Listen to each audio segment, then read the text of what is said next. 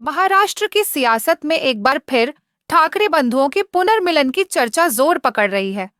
उद्धव की शिवसेना ने अपने चचेरे भाई और महाराष्ट्र नवनिर्माण सेना मनसे प्रमुख राज ठाकरे के साथ गठबंधन की संभावनाओं को फिर से हवा दी है।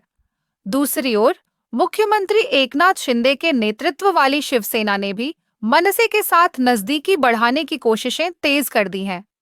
शिंदे सेना के वरिष्ठ नेता और मंत्री उदय सामंत ने राज ठाकरे से उनके मुंबई स्थित निवास पर मुलाकात की।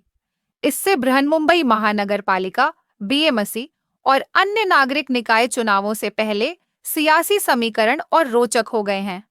उदय सामंत और राज ठाकरे के बीच चौथी मुलाकात यह पिछले साल नवंबर में हुए विधानसभा चुनावों के बाद उदय सामंत और राज ठाकरे के बीच चौथी मुलाकात थी।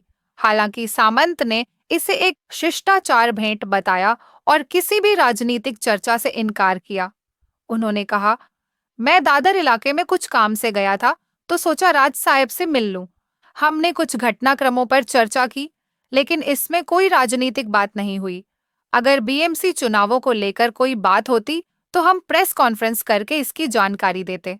लेकिन यह मुलाकात ऐसे वक्त पर हुई है जब राज्य की राजनीति में कई संकेत मिल रहे हैं कि बीजेपी और शिंदे गुट की शिवसेना राज ठाकरे की पार्टी एमएनएस को महायुति गठबंधन में शामिल करने की कवायद कर रहे हैं।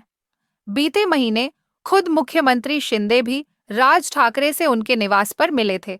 वहीं हाल ही में राज ठाकरे ने डिप्टी सीएम देवेंद्र फडणवीस से भी मुलाकात की थी।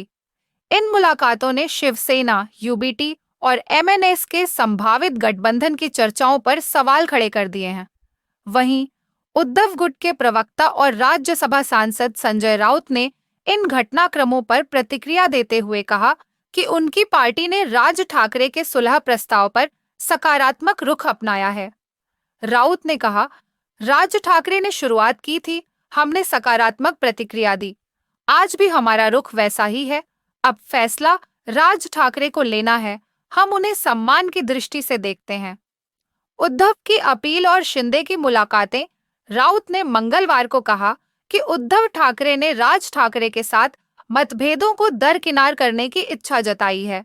राउत ने कहा, उद्धव जी ने संकेत दिया है कि वह मराठी मानुस और महाराष्ट्र के हित में एकजुट होने को तैयार हैं। अब गेंद राज ठाकरे के पाले में है।